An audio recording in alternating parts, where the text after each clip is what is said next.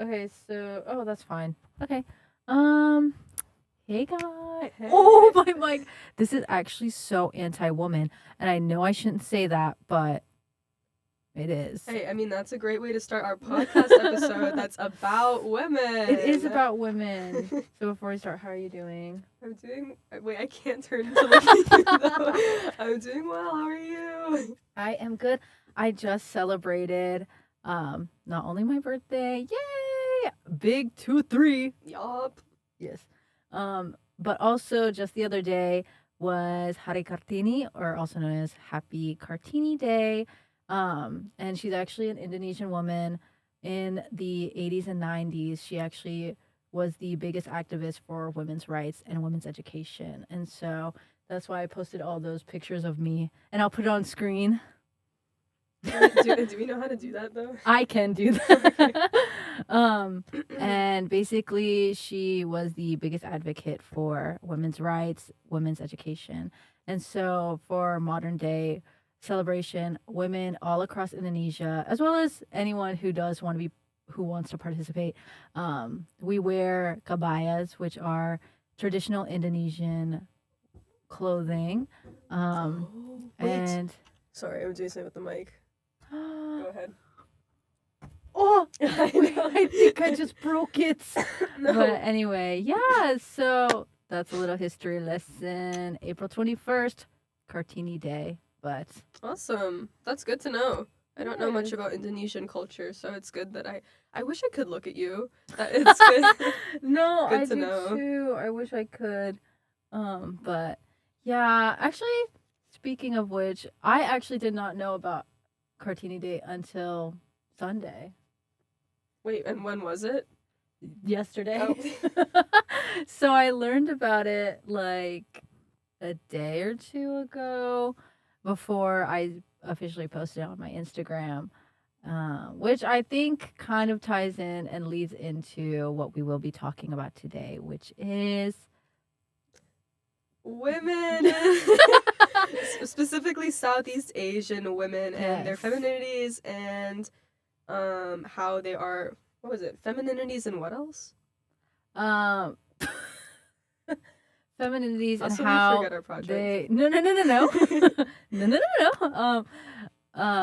It's about South and Southeast Asian femininities as well as how we are viewed compared to East Asian women and their beauty standards slash femininities. Yeah, So essentially we're going to be looking at like how these two sectors of Asian women are both similar and different because there are a lot of similarities and yet at the same time we are still pit against each other all the time. So we wanted yeah, to offer some of our own experiences since Unika's Indonesian, I'm half Indian.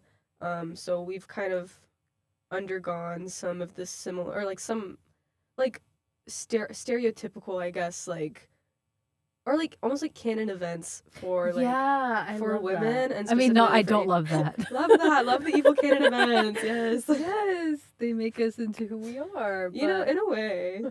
but I will say, just from the readings alone, they do talk about hypersexualization of Asian women, which has been a very long fought discussion, and how it really just undermines and objectifies Asian women as a whole.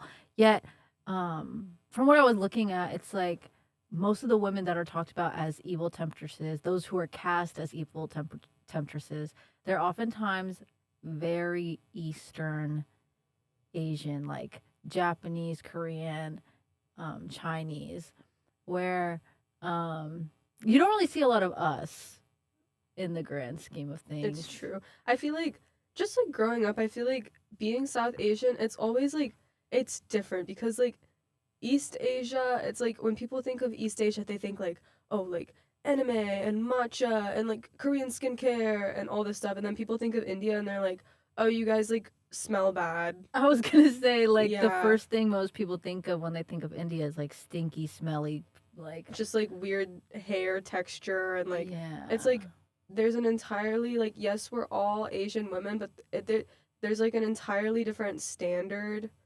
for like specifically like I guess like I'm South, so like South Asian women in this scenario is like they're just like, it's like you're a different type of woman and you're a lesser woman in many people's eyes. It does lead into that discussion of like colorism and like the intersectionality between women's rights or just feminisms and how it is connected to race. I think the same growing up, because I am Asian. If I were to play princesses with a bunch of other girls in my class, it's like, oh, well, you are Mulan. And it's like, oh, just because I'm Asian, good thing she's my favorite Disney princess. Or you would get Mulan. like, Pa Mulan. But the moment an actual East Asian girl comes to the scene, we are both Asian. We should both be Mulan in that sense. It's immediately like, oh, girl, you don't look like her actually. Pocahontas. What? Pocahontas crazy. Pocahontas. And I'm like, wow, like it's true that there is no princess that is me. I mean, I guess Jasmine, Yeah, but but then even, is Jasmine Indian? No. that's the thing. Disney never specified, but they took cultures from both India and the Middle and Arab. And so it's just a culmination where like Indian girls are like, "Oh, well, I am Jasmine, but like not really though cuz she's Arab." And then Arab girls are like, "Well, there are some parts that she's Indian." And so you never really see like a just like in Mulan, you know that that's a Chinese movie. Like there's no if ands or buts around it. Fa Mulan is Chinese. Um and obviously, like for Korean women and Japanese women or women of East Asian descent, they can't really connect with Mulan either. But just from looks alone, they have a more kin to it than, like, say, me or like Maya. So, um, I guess to just look into the readings, what was kind of your takeaway from? From the readings? Yeah. I guess like, well, it was interesting because a lot of the readings kind of focused on specifically like the idea of feeling inferior to white women, which is what, that's something that I think about a lot too, is just like living in America as like, I am a woman of color, although I am like, I don't want to say whitewashed because that just feels like an insult to like my like everything, like me and my family, but like at the same time it's like I have been like very Americanized. Like my mom is from Serbia, my dad is from India, so it's like I have these like aspects from different cultures, but at the same time it's like I'm not entirely connected with either of them. And I think in that sense, like you see that with like pretty much any immigrant really. Yeah. But a lot of these like, at least like there was this one study in like one of the readings that I read that I like talked about or like wrote for annotated bib, but these East Asian women, I feel like they were primarily Korean. I kind of forgot what the sampling demographic was, but I know it was East Asian. And they were all talking about how like they just wish that they were more white because it's like the white women always get the privilege in like whatever scenario they may be in. And I'm like, I resonate with that a lot. It's like I'm not East Asian, but at the same time, that's something that kind of unites kind of every minority group. Yeah. When it's like you see like the beauty standards are like highly like westernized, I guess, or like very much like white women is what you should look like. You know what I mean? And so it's like with that, it's like the way that you act, it's like white white women being like more outspoken and like Asian women being more reserved, but it's like there's, and many of them said that they had the desire to like be more outspoken and be more like confident like the white women are. And it's like I also see that because like while I think I am like pretty comfortable in like my identity, it took me a long time to get here, and I think a lot of that also had to do with like finding out what my place is in a primarily white society or country. I don't know, society, I guess. Yeah. Where I know that I'm not like everybody else, you know? So I guess that was like, that was probably like the biggest thing that I took away from like, I think that reading in particular really stuck with me because it's like the other ones were kind of more conceptual, more theoretical, had to do with like portrayals in Yeah, or like like theoretical castings. frameworks and like, yeah, I mean there was one about like what was it, like portrayals in the media, which is like what you touched on, like with the temptresses and stuff like that, which is like we already kind of talked about that. And then the rest of it was primarily like more theoretical frameworks that I feel like may like apply to what we talk about with our own experiences, but I don't Yeah, know. I think my readings were kind of the same. It talked about how um a lot of it is just or my readings were more on hypersexualization of Asian women, but when you would look at the like the studies and who was really like based around, it really is East Asian women. And so for me it's like I mean, growing up Southeast Asian, I knew that because of colonialism, there is a beauty standard to be lighter. There is a beauty standard to be pale, like skinnier and um, like innocent looking if you're a woman and stuff. And so for East Asian women, or for East Asian women in the eyes of a Southeast Asian girl, that's kind of what you want to look like. Closest thing you can get without being a white woman. Because I think that's what a lot of Southeast Asian people, especially in one of the readings I did for, um, I forgot the name, but it did a study on Hmong girls where they already have like they already have in their hearts that they know that they'll never be white. So there's no reason to try and assimilate towards that goal because they can just look at themselves and be like, I'll never be a white woman. And what's different is that, like, for us looking at East Asian women, it's like they kind of are closer to that than us, but only because of the color of their skin. Um, like growing up, my mom would bring me papaya soap. If you don't know what that means, it's like skin lightening soap. Oh no. And I laugh about it now. Oh. But when I was a kid, I remember being like, "Mommy, do I need this? Like, do I actually need this? Oh Like, no. do I?" And so, just like those kind of like ideals of like, well, we know we can never be white, so might as well try and like push for the closest thing, which was Eastern Asian beauty. Even in Southeast Asia, the most popular products are Korean, Japanese, Chinese. The most popular shows are Korean, Japanese, and Chinese. You don't really see a lot of like boom coming out of Southeast Asia or South Asia unless it's a meme and unless it's like you making fun of us. Like the thing with like Indian people and how like the joke is that they don't shower, they're smelly or something like that.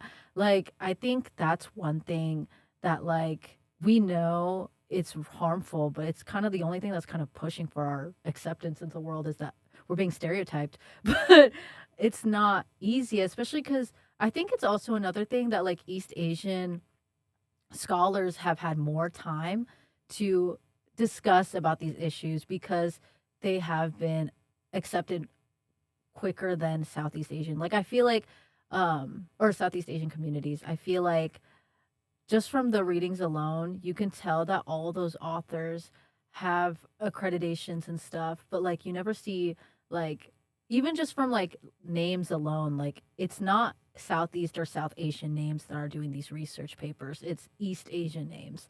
And so they've had the time to essentially like go into the world and then deconstruct it. While most Southeast Asian people, just because also like economically, we are oftentimes third, Yeah. we are like third, what's the word? Like, Third world. yeah, Yeah. like where countries like South Korea, uh, China, Japan, they are considered second to first world countries. So they have the economic stability or enough of it to actually go into other schools of thought. While for a lot of Southeast and South Asian women, our main goal is to marry up and like be set for life, which is like another really sad like thing to think about because it's like or immigrate to America and then build yourself up. But even then it's like you coming to America with nothing and then building yourself up, would you really have the time to be like, so what's feminism? Like no one has the time to do that. Which is another reading like that I did where the biggest critique on feminism is that it's very white central because white women have the most privileges Privilege, yeah. to like go up and like actually have these schools of thought compared to other minorities and marginalized groups. And so I think that's just like one thing that I really took away from it. But I think also just from personal experience alone, there is a lot of solidarity between Southeast Asian and South Asian people that I feel like also doesn't really get talked about. You see oftentimes that there's like this competition between East Asian countries, and we know why. It was like a lot of war crimes by some country. Let's not get political. But and we know that because of that they pit themselves against each other. But when I look at online communities, it's always Filipinos celebrating Indonesians. It's always Indonesians celebrating Vietnamese people. And so there is a level of solidarity where I think us as local and small as we are very like we have to raise each other up, which I think is very impactful. So. And I think also like going off of that, it's really interesting how like even within minorities there are still like it's like those like Russian dolls where it's like one doll inside of the other. It's like there's minorities inside of minority groups, which Mm-hmm. is like I that's like something that's never really crossed my mind. I feel like that's like when you talk about that, it's like yeah, it is something that you notice, because I don't want to hierarchy is like the totally like wrong word and that comes across as like weird, but it like feels like there is like there's just like levels to it, I guess, where it's like even though we all kind of have that same general shared struggle of like not be at least in terms of like Asian immigrants in America, even though we all have that same struggle of like not being white or not being like the standard, I guess. Mm-hmm. It's like there are like like with East Asians being like the model minority, and then it's like which is obviously still a harmful like thing to put onto somebody, but then at the same time it's like almost like you get this like weird like approval. I mean it's not good obviously, but it's like Right. that like weird like sense of approval from like the people that like basically like run this country at this point, you Mm-hmm. know? But then it's like what other demographics receive that, But it's like not that you should really like that's also just harmful in general. But then it's like it's weird how there's like that kind of like different standard for both of them harmful standards. I just need to reiterate that this is like I'm not supporting the model minority idea. We do Like not support we do not support model minority. let it be known. Let it be known. We just know that it upholds specific groups of people. Yeah. And I think when I think of model minority, I never think of Southeast Asian people. Yeah.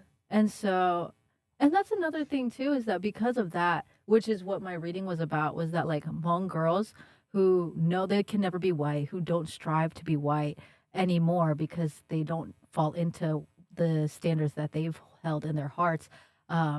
Because of that, they actually turn to black culture, which is, and I've seen this a lot on social media too, where like Vietnamese people will go on podcasts, famous ones, not just randos, but like Our famous. podcast, Yes, they're here right now. A lot of famous Vietnamese people will be like, "Oh, well, there's a joke in Asia that Vietnam is the black people of Asia, and so that's why black people and Vietnamese people are really tight." Or like other Southeast Asian, like Filipinos, they actually more often assimilate with Latino culture, mainly because they were both invaded and colonized by Spaniards. So they do hold that level of like, like solidarity. yeah, But solidarity. I saw a similar post. It was like a TikTok that I saw a while ago, and it was I don't even know what the content was. It was something about it was like this video of like these three girls, and they were like, yeah, and at the end of the day, like I know like these girls always have my back, and it was like a South Asian girl, I think she was Indian, and then like a couple of like her black friends, and in the comments it was like, yeah, like as an Indian woman, the only women I've ever felt seen by are black women. And I thought that was really interesting because Mm, I guess I've also like for one thing, I'm not fully Indian, so I'm kind of in this weird limbo space where it's just like weird. I don't even know what I am. But and for another thing, I also never grew up in a predominantly black area, so I don't really know what that if that's like a common uh thing I guess to happen because we really like in my school like there was like we really just didn't like have any black people, so I never noticed mm-hmm. that relationship among like well among myself or among any of my like brown friends. But I like saw that and I thought it was really interesting because I was like when you think about it like yeah there are a lot of similarities and it's like it's really interesting because like you see a lot of similarities across like pretty much every single demographic, but at the same time it's like there's also like they still clash, which I guess is Yeah. like I don't know. We're veering away from like East Asia now and into different territory, but I'm just like it's cool to think about. Yeah, and I think just like that level of solidarity among a lot of black women and South Asian women is that like we all know that like because of the color of our skin we can never even attain that level of like white acceptance, which I feel like we're now going into territory not of feminism, but everything is interconnected, like racism, feminism, it's all together. Just like that level of solidarity also among just like marginalized groups in general, I think is so empowering. But obviously, like you said with the Russian doll, depiction. What word? I'm trying to like Nah, that works. yeah with like the whole Russian doll thing. Like it's like Metaphor. metaphor. Like I think I think it's like like there's so many smaller things about it, which I think is like my main argument honestly is that like feminism shouldn't be centralized. I think feminism is very local. It's very to one's own or to one's group. I don't think it should be like I don't think we should like try and standardize it to a point that like oh feminism is this across the board universal when in reality it's not, just because of the fact that like for someone who's already privileged, which let's say is like a white woman, um she's going to want feminism to be much more than what she can attain right now. But like for someone who's like Southeast Asian or like black, they're going to want feminism to be what privileges white women get first and then some. And it's like I was just gonna say, well, I think that's interesting that you say that because it's like that pretty much like we've had so many conversations about this in class too, especially like well across the board with like all the different topics that we've talked about. Like we talked about like is there like any one type of queerness, and now it's like you see the same thing. It's like you really like everything is like I feel like there's like a global sense of these concepts, like just like the overarching like idea of it is like what is feminism. It's like uplifting women, sure, but then it's like on like the local level it's like yeah, like there are so many different versions of it, and like same with queerness, and like same with like I don't know, you could even like extend that into like motherhood or like any of the other topics that we spoke about. It's like does come down to like what kind of privilege each different group across the board has. But what were you gonna say? Sorry, I like cut you off. No, I think that like really wraps it up because that's honestly what I was gonna say is that like we don't know like it's another thing too is that we don't know any one person's whole lifestyle and experiences because everyone takes in the world so differently that their version of feminism could be entirely different than what I would think is feminism. I think me being born in America gives me enough privilege that the level of feminism I want is different to like my cousin who's in Indonesia right now. Like she might want like, oh, well, I want feminism to be that like school is free because in Indonesia you have to pay. And then for me, it's like I had free schooling up until like college where I'd want like more of whatever is left. And so I do think that it's everything is just up to one person.